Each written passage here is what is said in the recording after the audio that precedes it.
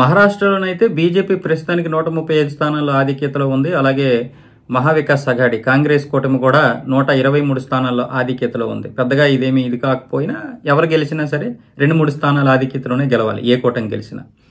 జార్ఖండ్లో కూడా అదే పరిస్థితి. మహా అయితే 2-3 స్థానాల్లో మాత్రమే అధికారం చేపట్టే అవకాశాలు ఉంటాయి.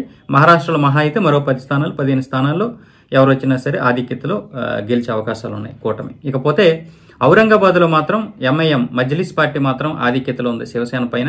నిజంగా ఇది అంటే వాళ్ళలో ఉన్నటువంటి యూనిటీని అయితే తెలియజేస్తుంది. ఇక్కడ మనలో ఉన్నటువంటి యూనిటీకి అక్కడ ఉన్నటువంటి యూనిటీకి చాలా తేడా ఉంది. వాళ్ళు అక్కడ ఎవరైనా కావచ్చు, ఏ పార్టీ అయినా కావచ్చు, పర్సన్ ఎవరనేది చూస్తారు.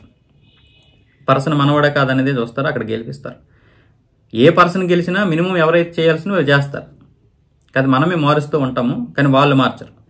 మన పర్సనా కాదనేది మాత్రమే చూస్తారు. కాబట్టి ఏ పార్టీకి వెయ్యాలో ఏ మనిషికి వెయ్యాలో అనేది వాళ్ళకి తెలుసు. కాబట్టి ఔరంగాబాద్లో ఈరోజు మజ్లిస్ పార్టీ అక్కడ గెలవడానికి, అలాగే శివసేన వెనక్కి వెళ్ళిపోవడానికి కారణం. కాబట్టి మనలో మాత్రం యూనిటీ కొంచెం వస్తే బెటర్. మనలో ఆ యూనిటీ అయితే లేదు.